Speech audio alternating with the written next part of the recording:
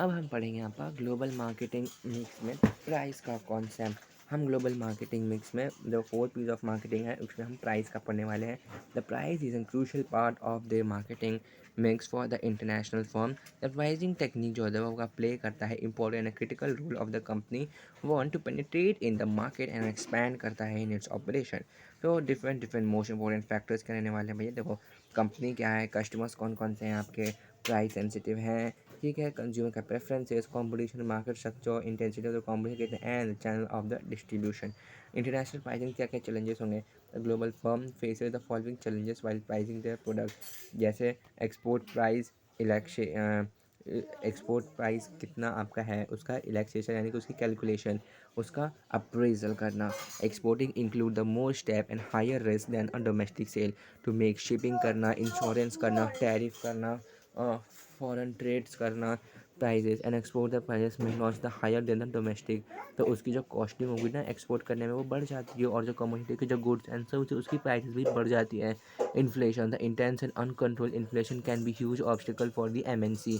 Inflation rate, setting up the prices and controlling the cost acquire it and dedication of the marketing and financial division। ठीक है, inflation में क्या होता है, जब भी इन्फ्लेशन होती है तो मल्टीनेशनल कंपनी को अपने प्राइसेस को कंट्रोल करने के लिए बहुत ज़्यादा प्रॉब्लम फेस करनी पड़ती हैं, जिनके वजह से क्या होता है, लोगों की नौकरियां तक चली जाती हैं। Currency movement, the exchange rate are being stable and being price strategy can get rid of the fluctuation currency के में। ट्रांसफ़र प्राइसिंग क्या होता है, जब प्राइसेस क्या होता है ट्रांसफर हो जाते हैं, मतलब transfer prices are charges involve in a trade of raw material, component, finish good and the services के जो प्राइजेस होते हैं वो इनके जो बेसिक लेवल होते हैं किसी प्रोडक्ट को बनाने के। Anti dumping regulation and price coordination. Counter trade are the unconventional trade financing transaction include non-compensation. A monetary valuation can, however, be used to the counterfeit in accounting process. In detail of the serving stage, the term bilateral trade is generally being used. For example, clearing agreement, buyback, counter purchases, switching the trading and offset। अब देखो, मैं आपको diagram के through explain करूँगा कि pricing method customer oriented हम कैसे बनाते हैं, तो क्या क्या मेथड्स को हम फॉलो करते हैं। तो प्राइसिंग मेथड करने के लिए आपको दो तरीके की प्राइसिंग आनी चाहिए। पहला होता है आपका कस्टमर बेस, सेकंड होता है आपका value base.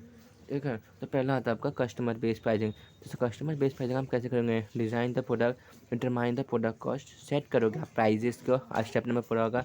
Set the prices based on the cost, convince the buyer value of the product. फिर आपका डिज़ाइन करोगे अपने प्रोडक्ट को, डिटरमाइन करोगे आपके प्रोडक्ट की क्या क्या कॉस्ट आ रही है, एंड सेट करोगे आपके the prices based on the cons, and convince करोगे बायर को to buy the product value. Value based pricing, assess the customer needs and a value perception। Value based pricing होता है